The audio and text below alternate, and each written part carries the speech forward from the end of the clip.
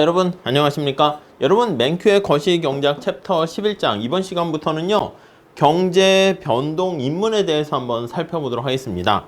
우리가 지금까지는요 장기적인 측면에서 경제 성장에 대해서 살펴봤다면 이건 약간 좁은 단기적인 측면에서 짧은 기간인 경제 변동, 경기 변동에 대해서 살펴볼게요.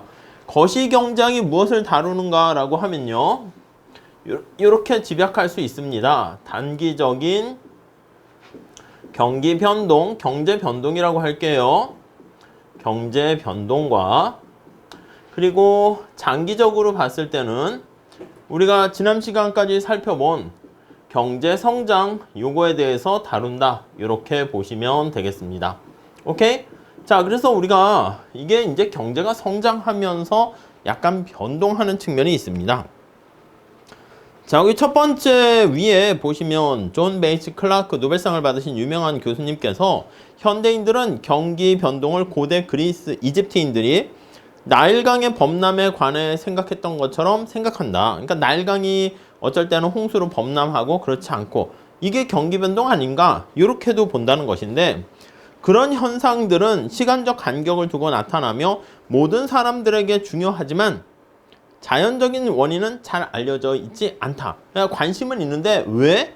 그거에 대해서 잘 모른다는 거야. 나일강의 범람처럼 세계 경제 아니면 한 국가 경제가 호황과 불황을 반복하게 되는데 그 원인에 대해서도 이렇게 명확한 아직 원인이 밝혀지지는 않고 다양한 요소들이 있을 것이다. 이렇게 보고 있습니다. 자, 첫 번째 줄에 경제학자와 정책 입안자는 반복해서 발생하는 경제 변동 문제에 직면하게 됩니다. 평균적으로 볼 때 미국의 실질 GDP는 우리 미국의 실질 GDP가 시간이 감에 따라 어떻게 됩니까? 라고 보면은요. 수직축에다가 실질 GDP를 놓게 됩니다. 여기는 시간을 놓고요. 여기는 실질 변수로 나타낸 GDP라고 할게요. 네, 이걸 보니까 연간 약 3%씩 성장합니다. 그래서 이렇게 3%씩 성장해요. 이게 우리는 경제 성장이라는 약간 추세선 이렇게 볼 수가 있겠죠. 하지만 두 번째 줄 보시면 장기적인 요게 평균 성장률입니다. 평균 성장률. 얘가 대략적으로 어떻게 된다고? 3% 이렇게 되긴 하는데 자, 어떤 한 나라의 재화나 용역의 생산량이 평탄하게 이렇게 성장하는 건 아니고요. 아시겠지만 다음 줄에 때로는 경제의 기초가 흔들려서 성장률이 음이되기도 하고요. 때로는 더 빠르게 성장하기도 합니다. 음이되거나 이렇게 되는 상황은 우리가 생산량과 관련이 있을 뿐만 아니라 실업과도 관련이 있습니다. 이게 호황과 불황을 이렇게 경험하면서 이렇게 성장하게 되는데 여기서 이렇게 평균적인 추세선보다 밑에 이렇게 위치하게 되는 경우로 우리가 경제가 침체기 상태에 빠져 있구나 이렇게 볼 수 있다는 것이죠. 자, 침체기일 때는요 생산량이 감소해 GDP도 떨어지게 되고요. 더 나가서 실업은 증가하게 되는 것을 알 수가 있습니다. 실업은 증대되는 거 이렇게 확인할 수가 있겠네요. 오케이? 이 정도 봐주시죠. 자, 대침체기라고 불리우는 심각한 경기 침체기는 많은 금융기관들에 의해 발생한 위기의 결과로 2007년 말에 시작되었다. 그러니까 미국 경제 같은 경우에 이렇게 2007년 말에 발생한 경기 침체기는요. 금융 부분에서 이제 충격이 발생하게 된 거죠. 대침체라고 하는데 그러니까 대공황 이후에 이렇게 또 엄청난 경기 침체가 또 간만에 발생하게 돼서 그런 거예요. 그래서 금융기관에서 위기가 발생하게 된 겁니다. 금융기관 부분에서의 위기 이렇게 발생하게 된 것이죠. 자, 그래서 2007년 말에 4분기에 보니까 2009년 3분기까지 실질 GDP가 4% 하락했고요. 그래서 이때 대략 실질 GDP가 마이너스 4% 이렇게 됐어. 하락한 거야. 실업률은 2007년에서 2009년까지 10% 상승했습니다. 그래서 실업률은 거의 10% 상승한 거 알 수가 있겠습니다. 이렇게 해요.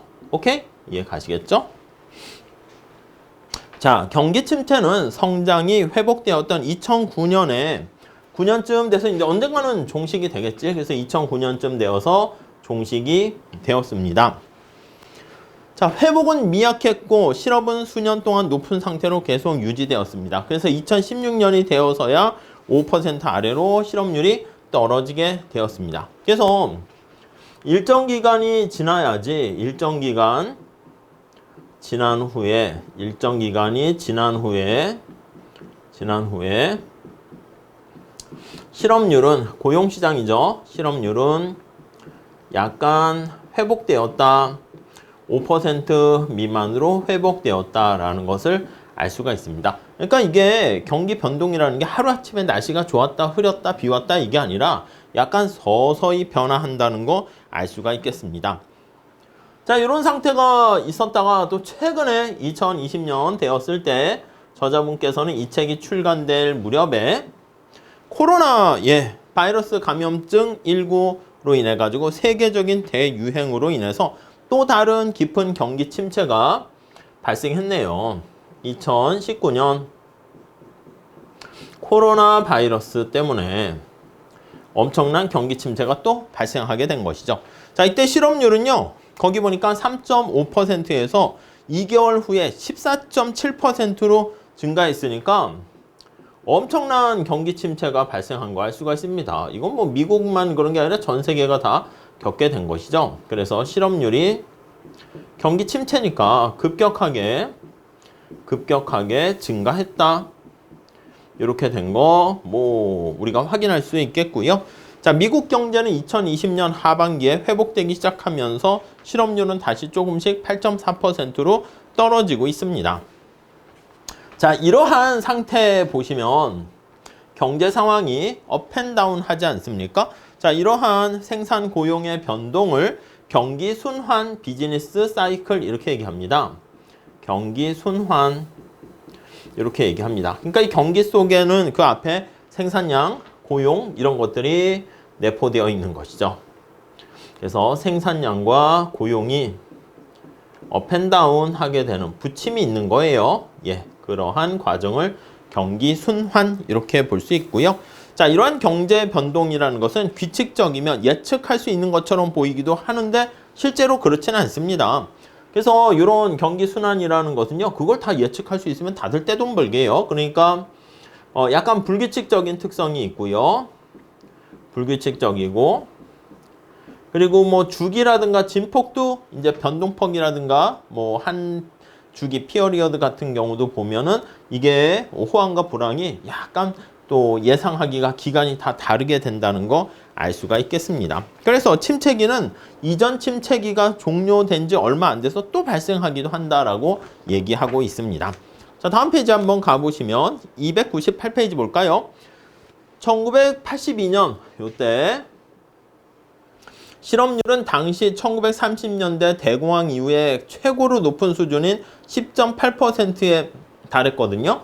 근데 1982년에 이때도 이제 엄청난 경기 침체를 이제 겪게 되는 건데, 이 82년 경기 침체가 어느 정도 해결되면서 금방 다시 회복이 될 줄 알았는데, 그 다음 경기 침체는 또 8년 후에 또 나타나기도 하고요. 이게 바로 나타나기도 하고, 한 10년 후에 나타나기도 하고, 그렇게 되네요.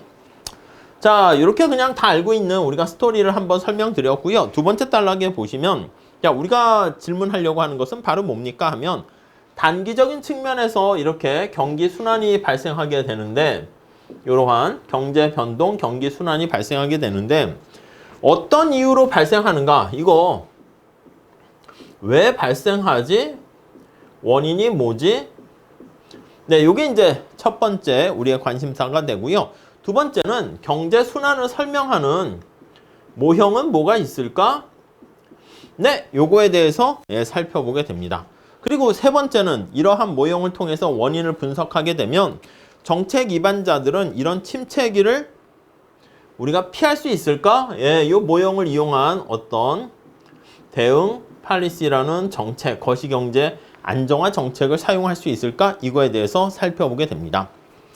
자, 여기서 이 책이 2부와 3부에서는 장기적으로 경제가 어떻게 변동하는가, 장기적으로 경제가 어떻게 성장하는가에 대해서 살펴봤으면 4부에서는 단기적인 경기 순환을 어떻게 설명하는가 살펴본다고 합니다. 그래서 첫째, 거기 보시면 단기적인 변동을 보여주는 자료를 검토하게 될 거고, 둘째, 단기와 장기, 여기 보시면 기간을 나누는 게 도대체 이게 뭘 기준으로 나눌 것인가 다시 한번 설명드릴 겁니다. 어떻게 단기와 장기의 경제가 작동하는가 주요한 차이점을 논의할 거고요. 셋째, 대부분의 경제학자들은 단기적인 변동을 설명하는 데 있어서 우리가 어떤 모형을 쓸 것인가 말씀드렸는데 ADAS 모형을 가장 기본적으로, 그러니까 ADAS가 그냥 애그리게이트 해가지고 그냥 수요 공급 모형이라고 생각하시면 되겠습니다.